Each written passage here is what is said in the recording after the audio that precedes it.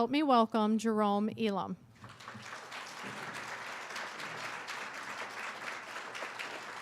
Thank you. I'm just so incredibly honored to be here today. Again, as Jessica mentioned, my name is Jerome Elam, and I am President and CEO of Trafficking America Task Force. I'm a survivor of child sex trafficking for 7 years, advocate, speaker. I'm advisor to Sean Reyes, staff writer and columnist, Marine Corp Veteran, and I was honored to be chosen as one of New York's new abolitionists. And I can't tell you how much I love being back in Minnesota. I tell everybody how Minnesota leads the nation in the way it addresses human trafficking. And Vicki, again, God bless you, because you know what? It was a nurse that saved my life. And what Vicki went over seems like a no-brainer, but she is a trendsetter, because this is something, unfortunately, is not practiced very widely in this country. And so many people go through the emergency room who are victims of human trafficking that just want someone to care. And that's what Vicki does, and that's why they come back. So I'm just so incredibly honored, because when I come to Minnesota, especially this time, I feel like I hand things over to Jessica and to Vicki, and I can sit back and learn. Because I think so many times as advocates and people working anti-human trafficking, we're like, we talked about Atlas bearing the weight of the world. We feel like we're out trying to, bring awareness, and we don't want one more victim to suffer as we did. So thank you guys. God bless you for all the work you do in Minnesota. I want to start my presentation today with a documentary that was done in 2015 by a friend of mine, Cleo Tellier. It includes my story as well as that of 3 female survivors. It won 50 awards at film festivals, was screened at Cannes, and was nominated for an Oscar. And I think it really portrays the what we go through as victims, what our perceptions are. And again, as Jessica mentioned, please always take care of yourself, because it's still hard for me to watch this video. And so, you're always welcome to leave, to ask for help, because we don't want anybody to get triggered, by what's happened in their past. So thank you so much, and I'm going ahead and we'll start the silence.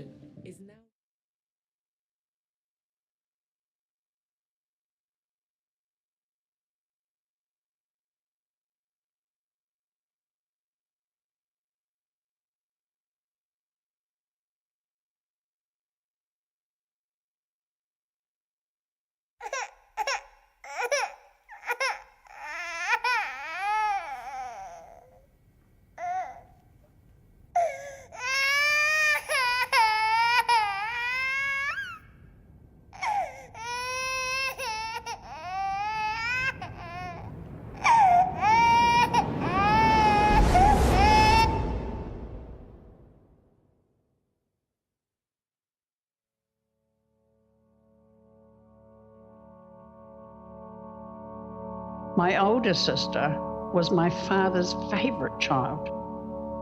When my sister contracted diphtheria, a mortal disease, I was tied to her bed every day in the hope that I would get it. I was 9 months old when my sister died. My father told my mother that he wished I had died instead of my sister.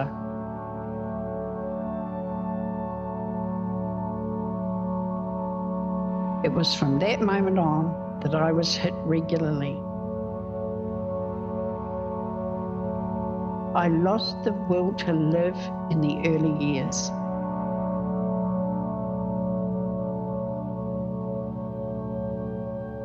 By the time I was 9 years old, my parents had split up, and my mother had a boyfriend much older.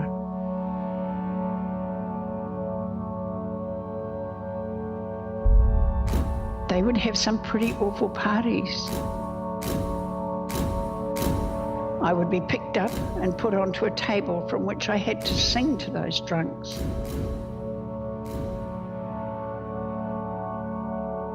I was doing a lot of the cooking and was a general slave around the house.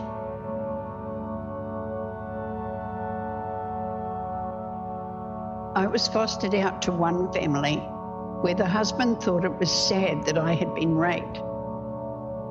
And he said he thought he should show me exactly how I should have been loved For 13 months, I was sexually abused. I blamed myself for everything that happened to me.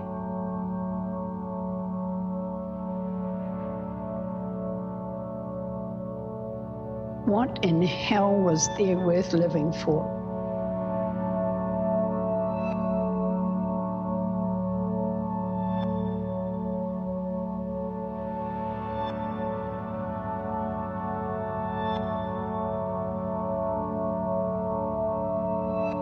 We were a very chaotic family.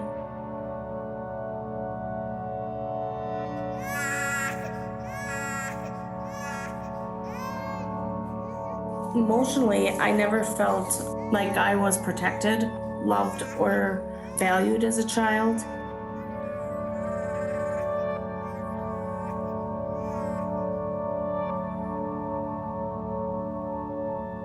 I was told this, I did not remember this because I was 2 years old. I was given a black eye by my mom.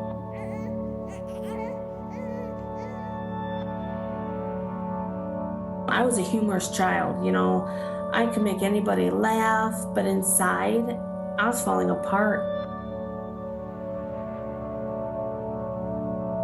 The most in my childhood was fear. You know, you're supposed to go up to Uncle Charlie, give him a hug goodbye, but once he got a hold of you, he would hug you so close that you were like one person. And he would kiss, you know, French kiss your mouth and pat your breasts.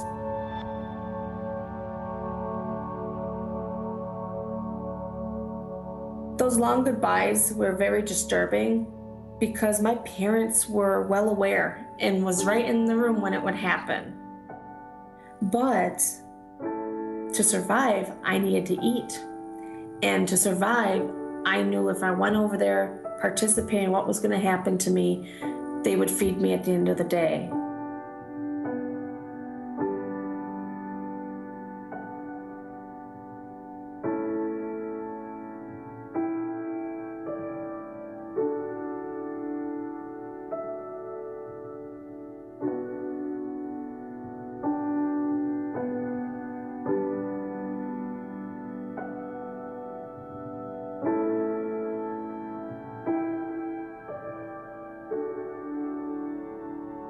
I was born into a family that was rife with alcoholism, child abuse, domestic violence. My mother went about finding every dirtbag she could to date. One of these, she eventually married, and he was the one that began to molest me. And he belonged to a pedophile ring that he took me to the pedophile ring, and they basically made me their property, and they trafficked me for 7 years. Either you're walked or dragged or carried, you're given drugs and alcohol, and then you're just shoved in the room. The person basically just does what they want.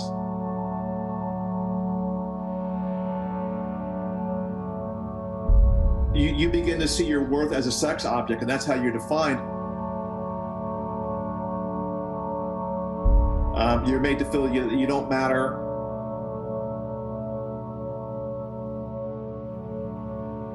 You're basically brainwashed into thinking that you deserve it.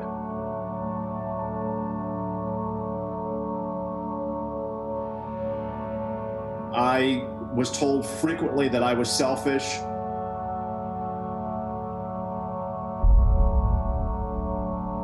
When I was being trafficked, my ribs were broken. You know, I was slapped, kicked, punched. I was actually molested by one of my teachers that I told. The people around me just didn't notice. I was labeled as melodramatic, accident-prone, and attention-seeking. But I was just desperate for somebody to love me and to make me feel like I mattered, you know, at least for a minute.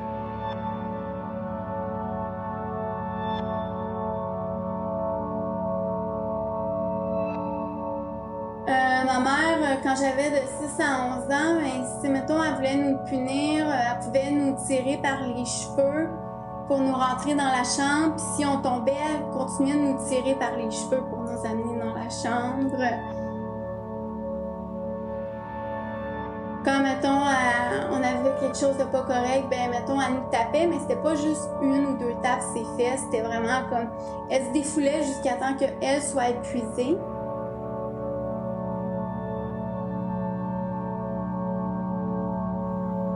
Elle se déshabillait, puis là, elle voulait qu'on vienne voir les parties de son corps, puis... ou elle nous obligeait à dormir avec, puis elle embarquait par-dessus nous, puis si on dormait pas avec, ben, là, elle nous boudait.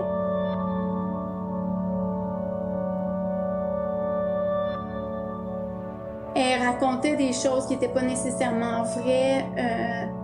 Tu sais, que mon père, mettons, il voulait nous tuer ou des trucs comme ça, dans le fond, pour vraiment essayer de le discréditer à nos yeux.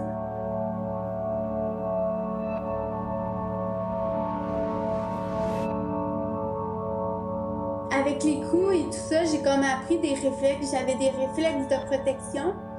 Puis des fois, ça l'arrivait dans mes cours, mettons, un prof passait trop proche ou se grattait. Ben, j'avais le réflexe de me cacher le visage par peur d'être frappée.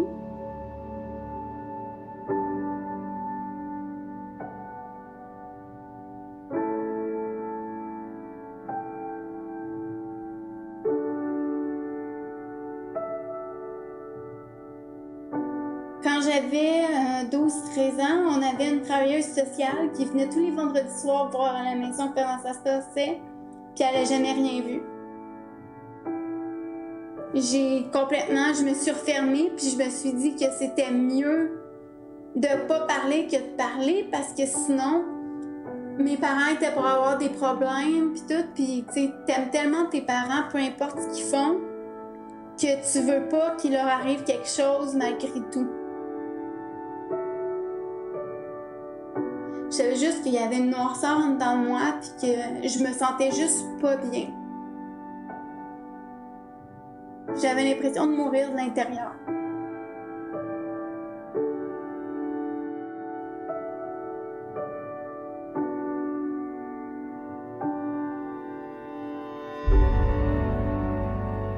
My whole life, I was treated like dirt. I was not listened to. I was not encouraged to speak out. I was constantly afraid. I was to carry that fear throughout my life.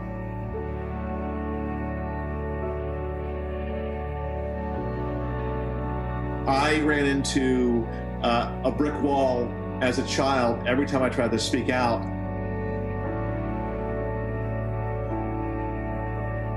When you come to them and tell them that this happened and you're denied that validation, that's very, very upsetting, because it's silencing you, making you keep that silence that you know needs to come out.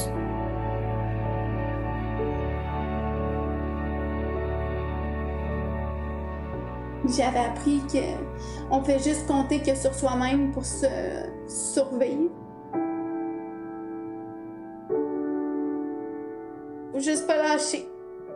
C'est sûr que c'est pas facile, hein?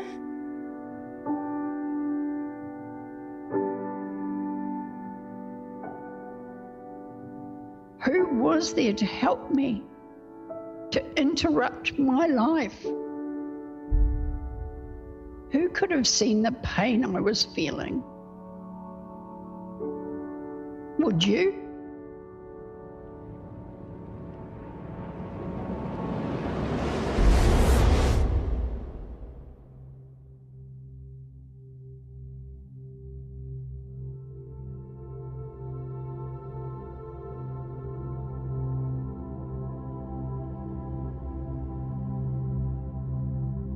Really, really amazing job.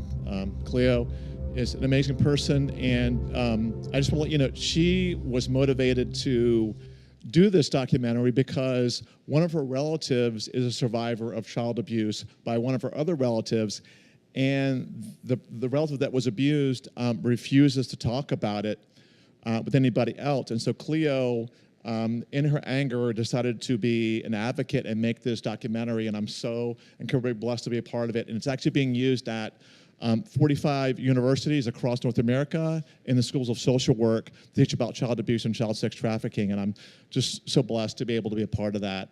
I have a lot of information, so please, if I go too fast and there's something you want to talk about, please, catch me afterwards, and I'll be glad to share the information with you. I just want to make sure that you guys have the most complete information possible on Trafficked Boys. Again, as you heard in my story, I was a child born into a world of dysfunction. My mother was pregnant at 17, an alcoholic, and my biological father joined the Army to help pay for my birth, and it was the 1960s, and he was deployed overseas. My father returned from his deployment a changed man. And my first memory as a 3-year-old is the sound of my father's hand hitting my mother's face. So this was a chaotic and violent marriage that, of course, fell apart, and my mother's alcoholism began to spiral out of control. During that time, we moved back in with my mother's parents, who my mother herself came from an abusive environment. Her father had physically and sexually abused her, so I went from one extreme to the other, and I was again I was molested by my grandmother, and I was physically abused by my grandfather, and my mother, as I said, was in the process of dating every dirtbag in 3 counties. There was a point, though, where she met a man who we thought was the answer to our prayers. He took me fishing, took me to sporting events, bought me gifts, and was nice to us. And for a while, I thought my life was going to change. But after about 6 months, he began to molest me. Now, for those of you who don't understand what we call grooming, which is how sexual predators are able to trap victims, he threatened my mother's life. And it doesn't matter, as a child, how much of a train wreck your parents are, especially your mother. You'll do anything in your power to protect them. So by threatening my mother's life, he was able to keep my silence. After about 3 or 4 months of molesting me, he began to use me for child pornography. And then, about 4 or 5 months after that, he said we were going to go to the clubhouse to meet his friends. So the clubhouse was a place where the 10 members of the pedophile ring all got together. And as my initiation, I was raped by all 10 members of the pedophile ring. The first time I was trafficked at 5, I was handcuffed to a truck stop bathroom, and a procession of 6 men and 1 woman raped me that day. This would continue for 7 years, and during that period, I tried to tell many people, one of them, unfortunately, an ER doctor, what happens when you're trafficked. One of the tools of the trade is that you're given a fake identity. So at one point, I was given a fake identity, and I didn't respond to the name they had given me quick enough, so I went to the ER with 3 bruised ribs. Typically, when you're, as Vicki mentioned, when you're a victim of trafficking, someone is always with you. We call them handlers in trafficking, and so he was there with me, and when he stepped out to smoke a cigarette, I told the doctor someone was hurting me and I needed help. Well, of course, in the 1960s, the trafficker or handler had told the doctor that I was attention-seeking, accident-prone, and I had wild stories. So guess what? I came back 3 hours later with 3 broken ribs. They had taught me a lesson about speaking out. So again, this would continue on for a period of 7 years until I was 12. And at 12, I was a child filled with despair and hopelessness. So I felt like my life didn't matter. So I went to my mother's medicine cabinet, got a bottle of sleeping pills, got a bottle of vodka out of the liquor cabinet, and went to my mother's favorite rose garden. Now, she cared more about the roses than she did about me. So I sat down in the rose garden, I took the sleeping pills and drank the vodka, and laid down on the warm earth. And at that point, I felt a sense of peace I had never experienced in my life. I saw a white light, and I'm so glad to have this audience, because what happened is God spoke to me. And God spoke to me in the form of a young boy who I'd seen murdered right in front of me. And what God said to me was, your time on earth isn't done. I want you to go back and advocate for fight for every child who's suffering, and you're going to be my voice to all those who don't know my unconditional love. So I woke up in the emergency room to a bunch of wide-eyed doctors. Now, I have to give Vicky props here because it was a nurse who was the only one who said, something's wrong with this child. I had signs of abuse.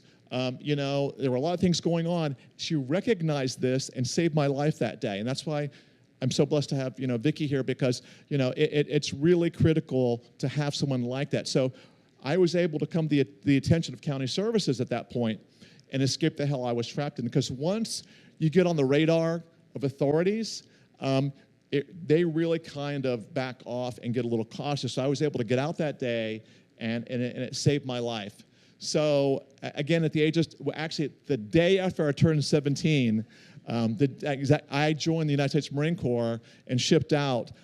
Greatest experience of my life, because the thing about the Marine Corps is that once you become a Marine, instantly you have a new family. So everybody that's ever served the Marine Corps is my brother or my sister. And so I have the great honor of meeting so many veterans around the country, and I honor everyone's service. The Marine Corps really changed my life. And then also, the biggest point in my life is that my wife, who is my North Star, she is the one who has taught me, along with my children, about unconditional love. You know, every day, I have my children look at me when they wake up before they go to bed, and they say, I will love you no matter what you do in this life, and I will always love you no matter what happens. And so it's been, you know, God who brought these people into my life, who really changed my life, and they support me. And again, every day, they teach me about unconditional love. Then one of the things that you have to understand about survivors who become parents is that when your children become the age that you were, when you were abused, it's a whole other level. And so when my children became 5 years old, it was a whole other level of healing for me, because what happens, and this is the unconscionable thing, is that when you're a child of trauma, alcoholism, whatever, you say to yourself for so long, I should have been able to do something. You blame yourself, you bear that burden. And so it took looking at my kids and saying, how the heck could a 25-pound child do anything against a 250-pound man? And so I finally relinquished that responsibility I was bearing, because I said I should have been able to speak out. So I finally understood that I didn't have that power as a child to be able to tell anybody and make a difference. So they have healed me in so many ways, and again, I thank God from every single day. I'm going to briefly touch on human trafficking. I know you guys have some knowledge about it, but human trafficking is defined as, sex trafficking is defined as is a commercial sex act that is induced by force, fraud, or coercion, in which the person induced to perform such an act has not attained 18 years of age. And then it's also the recruitment, harboring, transportation, provision, or obtaining of a person for labor or services through the use of force, fraud, or coercion for the purpose of subjection to involuntary servitude, peonage, debt bondage, or slavery. And I was telling, Vicky, I was at a conference recently in New York, and I was on a roundtable for organ trafficking, which is beginning to take off in this country because, unfortunately, one of the things that happens is that, the organs from children are easily transferable into adults. So children are being used for organ trafficking, as well as a lot of the Syrian refugees that are fleeing Syria. They're seeing the scars where their kidneys have been taken out, and they're being organ trafficked as well. Again, this is a map of human trafficking. In Florida, we're number 3 in the country. California's 1, Texas is 2, I think Minnesota is on down the list, around 20. And this is why so many people are involved in human trafficking. It's $9.5 billion in the U.S., and a trafficker can make $150,000 to $200,000 per child each year. Now, I saw an article about a year ago that said that boys were going for $5,000 a night in the UK to a very specialized clientele. But again, children are being sold as we speak. Human trafficking is actually set to surpass the drug trade as the #1 criminal activity. just because it's so lucrative, and the gangs are giving up drugs for selling people because they can sell a drug once, but a human, according to the Polaris Project, they can sell a human 45 times a day. This is what we fight, the cycle. And we're doing good, but the one area that I really, and I know Jessica as well is stressing, is demand. And that's people who actually are buying the services of victims of human trafficking. Now, one of the drivers for demand is pornography. And so we're fighting pornography because what happens is when young men or young women are learning about relationships from pornography and they get married, they think that it's supposed to be like what they saw in the porn, and it's not. So that leads them to go and buy the services of a victim of human trafficking. So we've been very fortunate in Florida that we declared pornography a public health crisis. And again, one of the big areas that all of us really agree on is that rehabilitation or aftercare is severely underfunded. There is not enough resources out there for victims of human trafficking, and you can often spend a day or 2 days just to get one bed for someone who's being trafficked. Traffickers prey on children and young people to meet the sexual demands of pedophiles and people who pay for sex. And there are so many people out there who are engaging in that behavior and sexually exploit a child. Again, there's no common profile of perpetrators. We look at Jerry Sandusky, Ariel Castro. We've had doctors, lawyers, pastors, all these people that have been convicted of human trafficking. So, as I tell people, I say traffickers don't look like Charles Manson. They look like people we see in church on Sunday. So, and again, they can come from all kinds of backgrounds. Where I live, we had an accountant that was trafficking women, and the only way that he was actually caught was the neighbors saw a half-naked woman in his driveway screaming, and they finally called the police, and he was able to be jailed over that. But again, we have to look through a different lens when we look at human traffickers. Again, this is another big problem that we're encountering.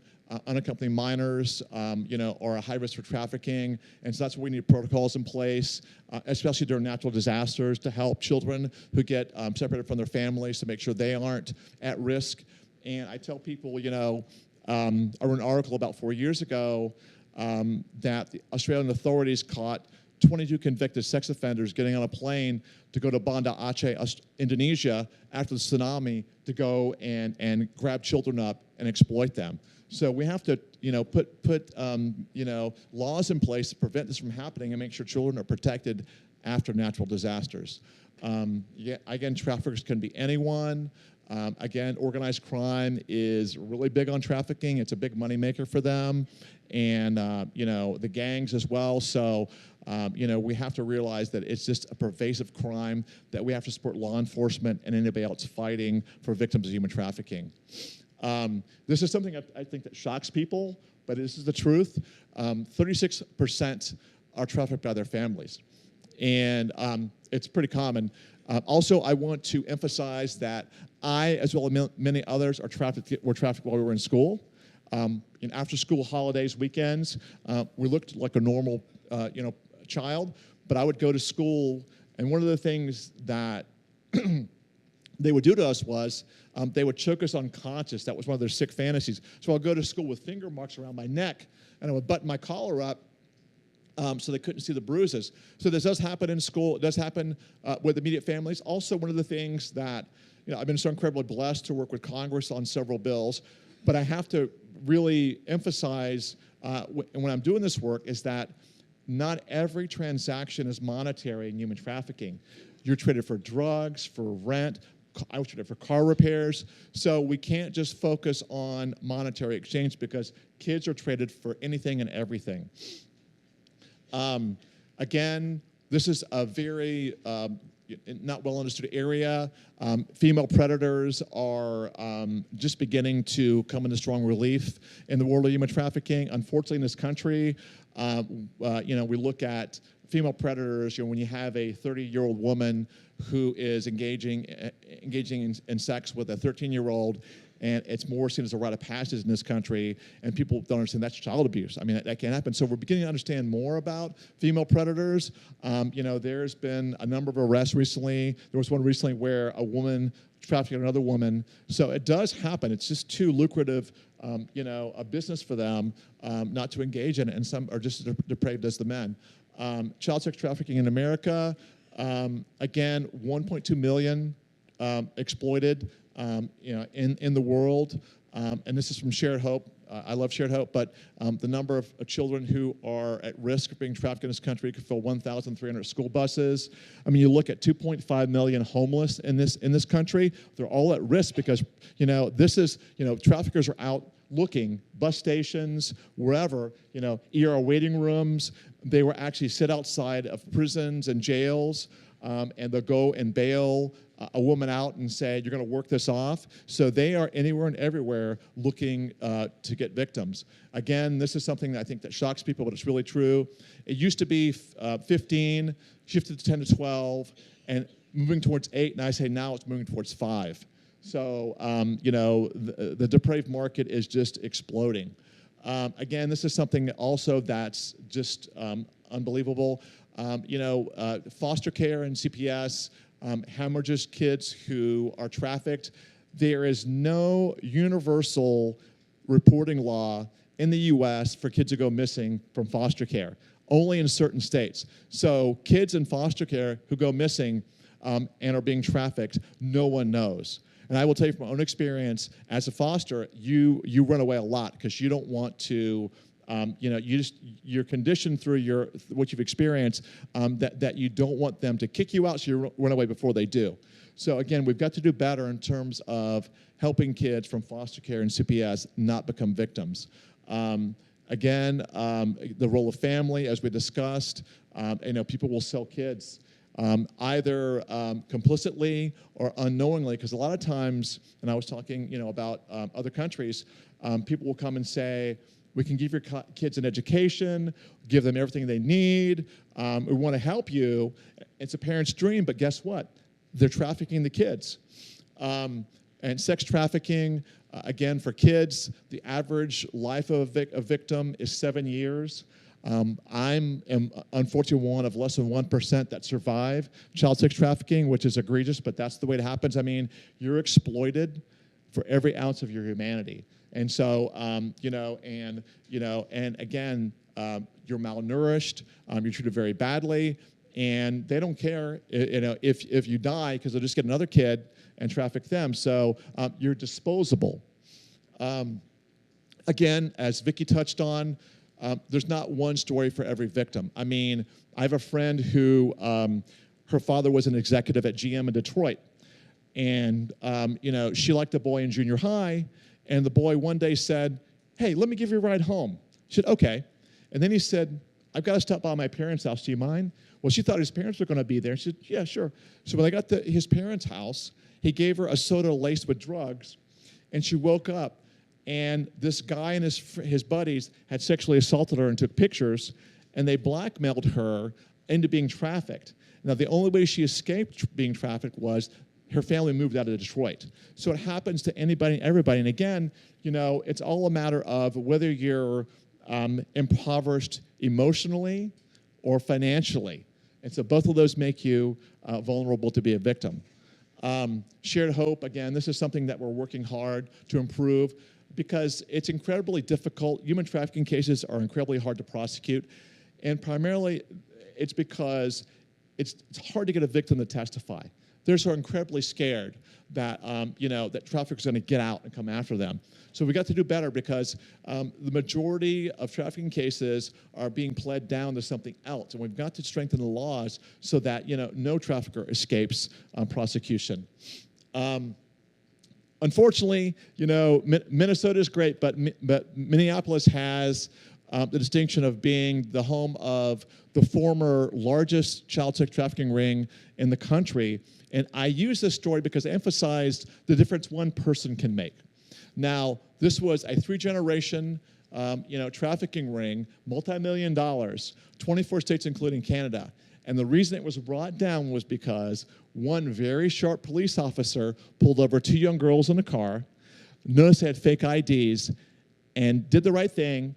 And from that moment on, this whole ring unraveled. I think it took many years to prosecute them, but now they're all in jail. So this is something, again, that's very close to home, and again, each of us can make a difference. This is, again, a story from the UK. Recently, in 2018, this is what breaks my heart and drives, I know, all of us here who fight human trafficking.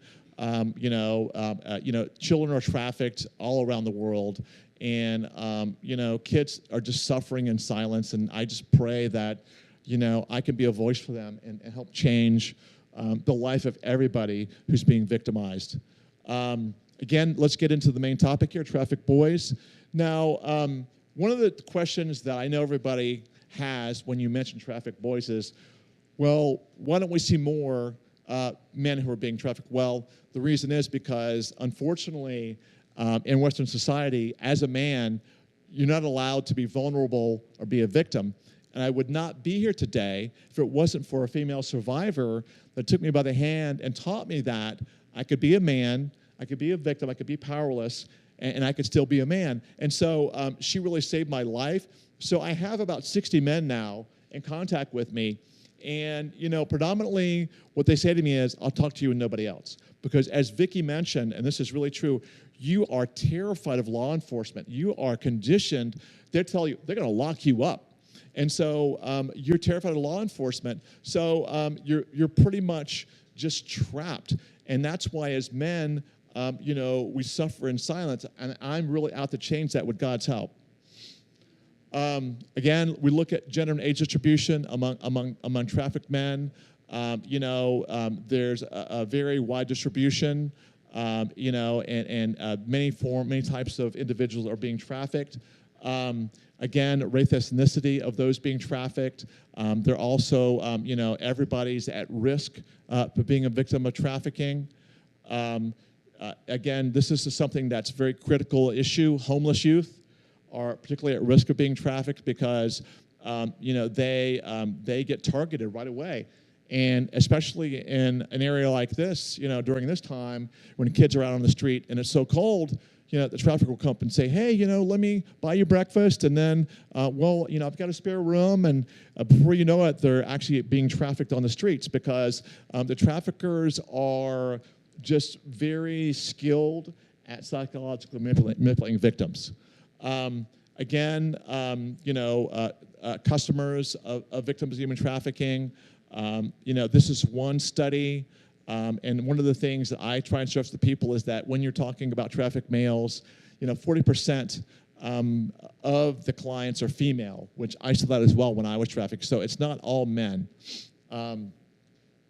This is Vicki was talking about.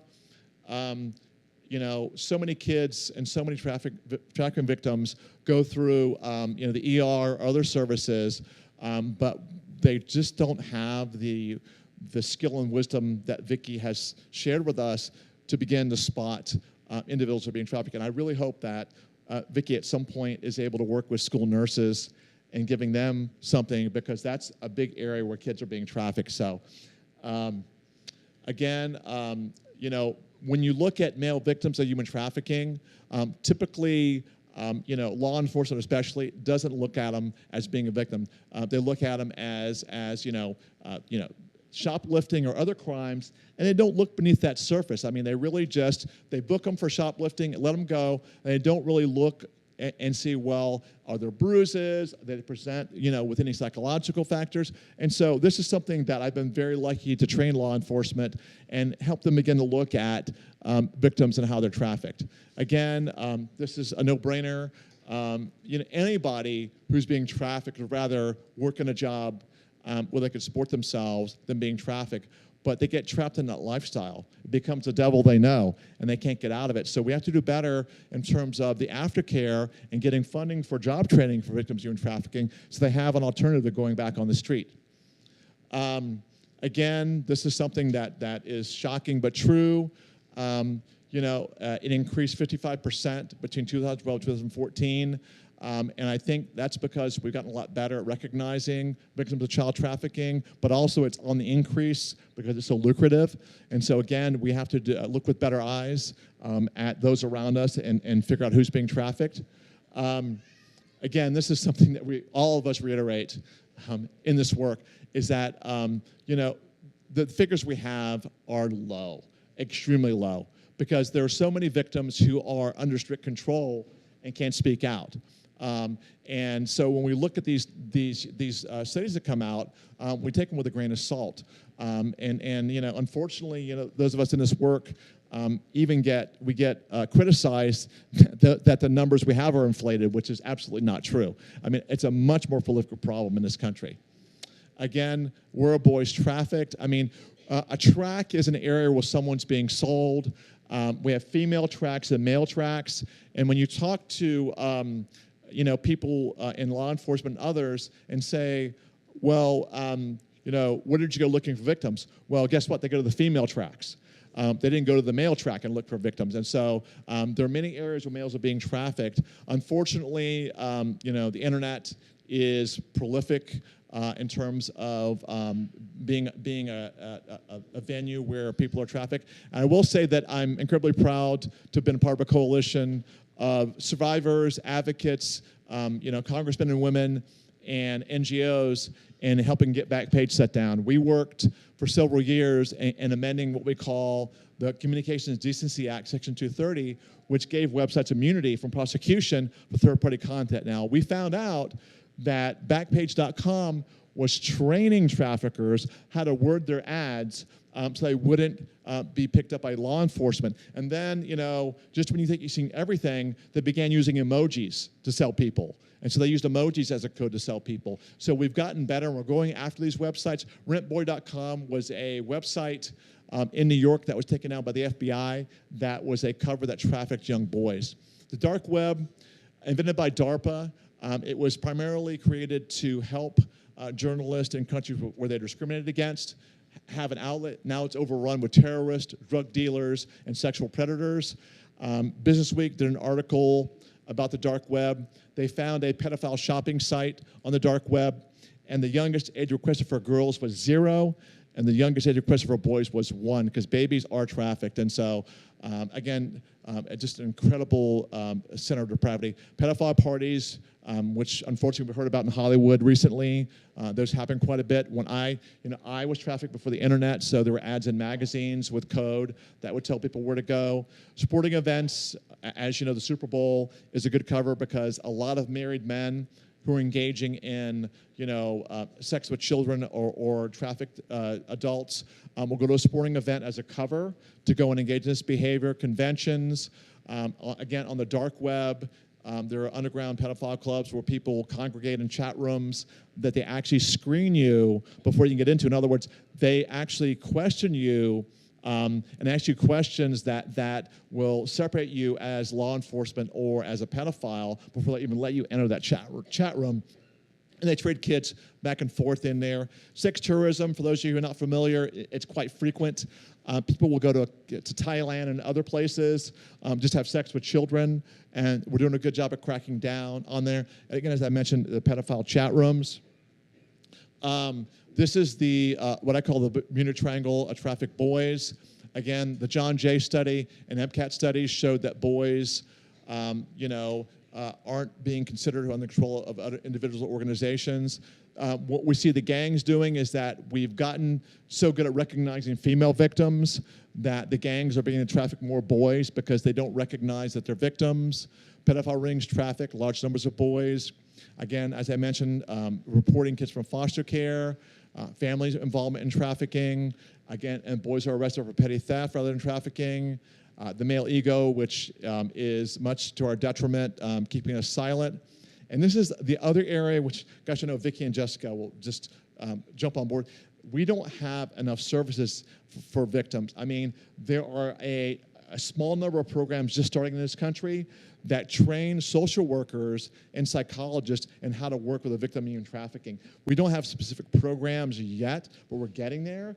We've got to integrate that training into the system when they're in school, into nursing school, into medical school, into social work school. So they get this, when they're young, and also provide seminars and training sessions for those who've already completed their training so we can get them up to date.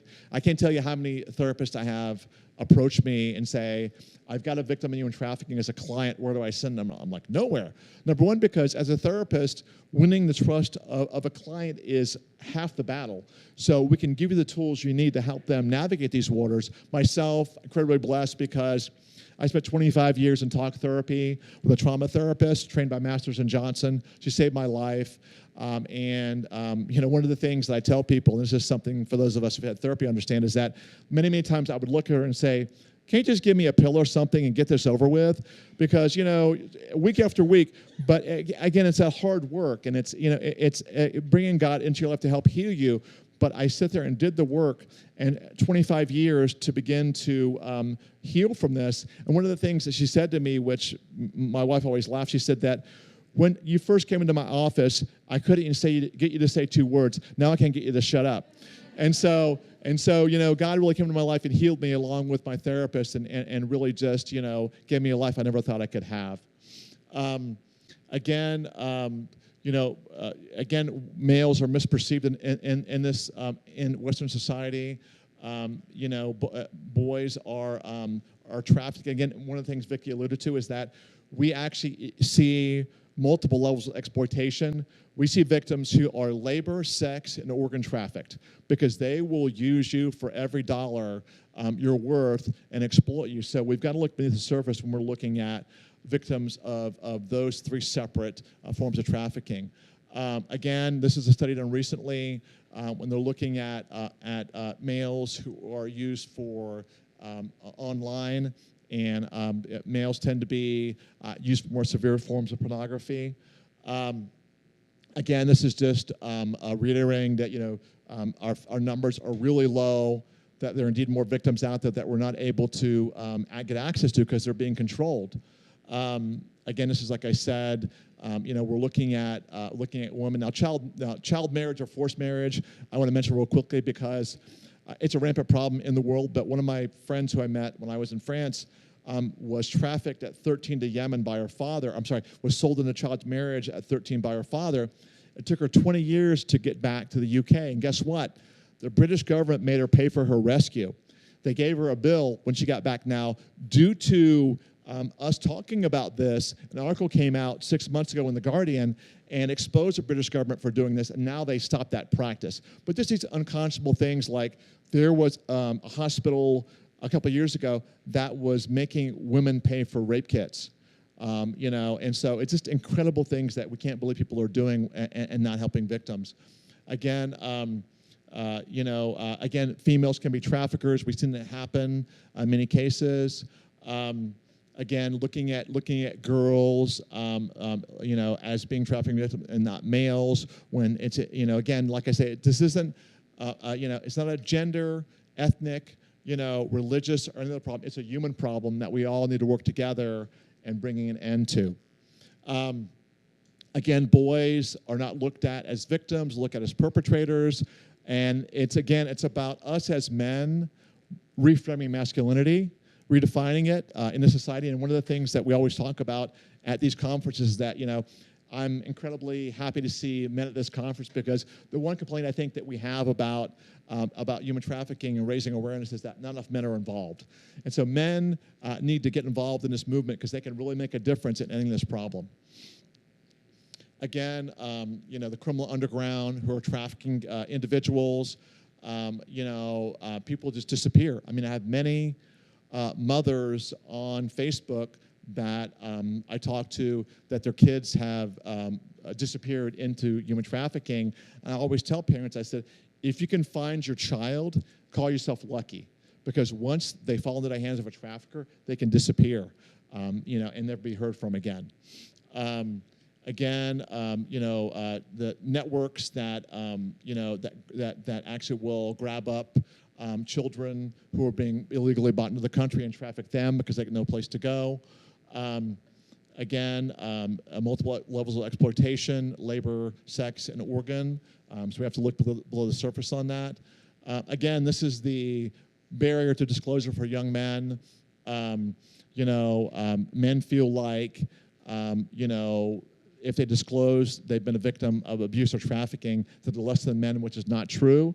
And I'm so glad that God gave me my voice to talk about this, because I'm out to tell men that there's no shame in that. And despite being in the Marine Corps and everything else, it was truly God and my family that that taught me that I could be a man and have suffered the abuse I did as a child. So I thank God and my family for showing me that.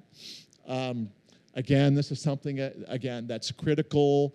We don't have enough people who are trained in human trafficking, but in general, we don't have enough mental health professionals out there to help victims of human trafficking. And that's where a lot of people just give up, because when you're told, oh yeah, we'll get you on the waiting list, it'll probably be about a year, and they just fall back through the cracks again and end up being re-trafficked on the streets. This is an important triangle on how people are actually trafficked. It's the vulnerabilities and the ways that people fall into being victims of human trafficking. And I can provide this for anybody who needs it. And you can also Google it and look it up, but it tells how all these factors lead into someone being a victim of human trafficking. Okay, and this is, again, going back to the issue of providing services for victims. This is a study done by a Belgian university, and it pointed out the lack of effective support, with 2.2% qualifying for victim status. And a lot of that's because people showed up, and there was such a delay in them getting services or being talked to, they just left and went back on the street again. So they were never given the help they so desperately needed. So again, we need to do better in terms of providing services and training people like Vicki does in how to help victims, because as Vicki knows, when you encounter a victim in human trafficking, that may be the one and only opportunity you have to help them. Because once their trafficker or family finds out that they're actually talking about this, they will shut them down, their lives are at risk. So it's so critical to have the training that Vicki offers, because in one encounter, you can change a person's life. I mean, you can really, really help them. And again, and that's the thing I love about Vicki, she asks the right questions. Again, I will tell you that hardly anybody who's a victim of human trafficking, if you ask them, are you being trafficked, they're not gonna know what you're talking about. It is a continuum. Unfortunately, in my case and others, that when you come from an environment of child abuse, domestic violence, it is a parallel move. I mean, you're already being taught you're worthless, and in many cases, as in mine, the trafficker promised to treat me better than I was being treated in my home environment. And so you're basically just lulled into this sense of, well, here's my dream come true, and then you become trapped and you can't get out of it. Again, trauma symptoms in a victim of human trafficking that Vicki already touched on. Mistrust, gosh, huge issue. Took me many years to get over it. Memory loss. One of my favorite quotes is by Buddha, and it says that when the mind is ready, a teacher will appear. And for so many of us who suffered trauma as children, we spend a lot of our adult life processing not only emotions and the memories, but the ordeal that happened to us. And it takes a while, but eventually we begin to uncover the extent of what happened. And again, it's just one of those things where our mind will shut down so we can get through this. I remember looking at the ceiling and just trying to get through it. And again, one of the things that Vicki touched on as well is that as a victim of human trafficking, you may not be addicted to drugs, but usually are at the end, because what happens is that you begin to depend on those drugs to help you get through what's happening to you. Because, it's just such a depraved, situation that, it really taxes your ability to maintain your sanity unless you have something like that. So you begin to depend on that, and that's why we need to provide so much more help for victims who become addicted to drugs. Again, one of the things that I see a lot, and I will tell you that many victims, myself included, at one point in their lives, try to pretend like it never happened, because you want to act like you're a normal person, and you want to feel like you have the life that you've always wanted. So you try and ignore it, but that doesn't work. It begins to resurface. I like to say that this will always be a part of my life, but will no longer define me. So I'm more than a victim or survivor of human trafficking. I'm so much more than that. So we have to really, again, like Vicki does, open the door for victims of human trafficking to begin to talk about their experience and begin to heal from it. Again, this is shocking, but it follows. Again, the tactics used in controlling girls, women, and boys are really comparable with the literature on torture. And this is a study that was done in 1992. Trauma bond is something important that we talk about. What happens is that, again, when the trafficker comes in and tells a victim, "I'm going to love you the way you should have been loved all along," they form this bond with victims. Now, Vicki mentioned the bottom B, as they're called. So what that individual does is they will recruit and supervise other victims of human trafficking. And usually they form that trauma bond with the trafficker, which can be someone from their neighborhood, someone they grew up with, and so they end up getting in this trap. So that's why, when law enforcement finds somebody who's being trafficked, safe harbor is so important, because a lot of these bottoms had just been so traumatized and forced into doing that, they feel like their life is at risk if they don't know what the trafficker says. So we have to be considerate of exactly what compelled them to commit this crime. Again, childhood trauma and adversities is one of the factors that does put children at risk. But like I mentioned earlier, it doesn't matter. You can be from any community, any socioeconomic place, and still be vulnerable as a victim. It's about emotional impoverishment, and that really is the key to actually being vulnerable to being trafficked. And I will tell you from personal experience that when your family's involved in your trafficking, it really is a blanket of just hopelessness and just feeling like there's nothing you can do, because we're all compelled as humans to maintain a close bond with your family. I, myself, and others had to divorce our families to begin to move on and heal, because for me, my mother, even on her deathbed, denied what happened to me. I mean, her big statement was, why are you doing this to me, when we would talk about it. And so one of the things that I want you to take home with you is that family doesn't have to be biological, it can be operational. We can form our own families that nurture us and love us and are healthy for us, because I was talking last night at dinner, for those of us coming from chaotic environments, there are people in our lives that if we saw them, we would walk 3 streets over to avoid them, because it's just a nightmare and a web of dysfunction that we just don't want to get caught up in ever again. Again, this is figures on men. Unfortunately, because of our egos, we have 14 times the suicide rate and 38 times the rate of dying from a drug overdose. Well, 53% were likely to be arrested and for violent crime. It's just our egos and the trap, and we just start to self-medicate. And then we can't get out of it. And so that's why, again, it's important for us to look at males as victims of human trafficking. Again, we look at culture. Again, like I said, one of the issues is that, you're as a male survivor of human trafficking, you don't see men exclusively. Again, you also see women.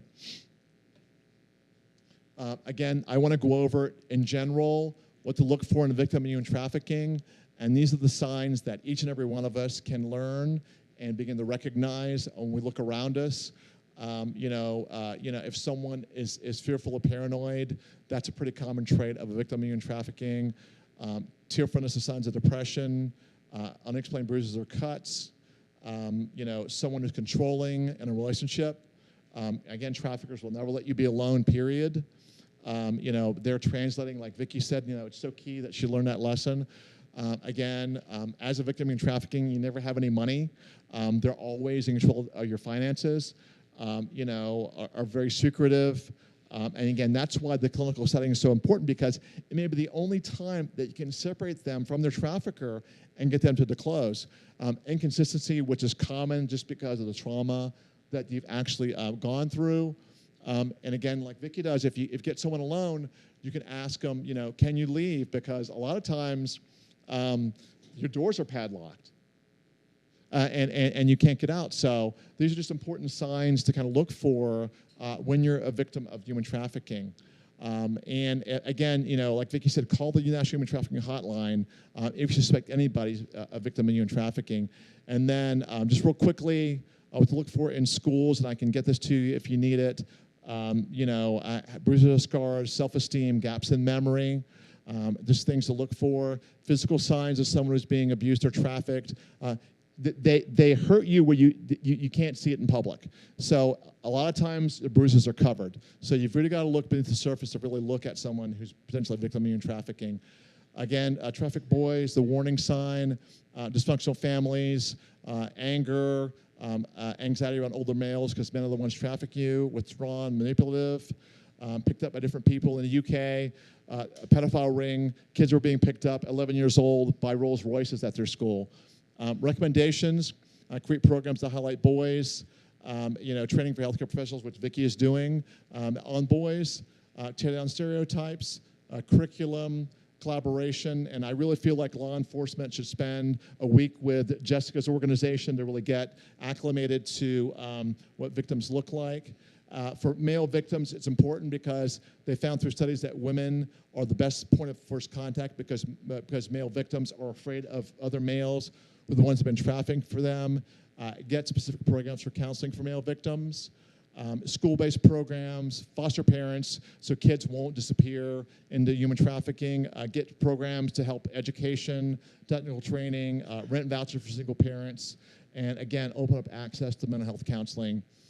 This is what I'll take home with you and answer this question, as throughout the day is how you would recognize and approach a male victim in human trafficking. I think it's important to begin to develop those skills and save the next boy from suffering as I have. Thank you again for coming today. I deeply appreciate it. This is my organization, Trafficking America Task Force. My contact information, I have my cards and everything out in the front. But God bless you. Thank you guys so much for coming. I really appreciate it.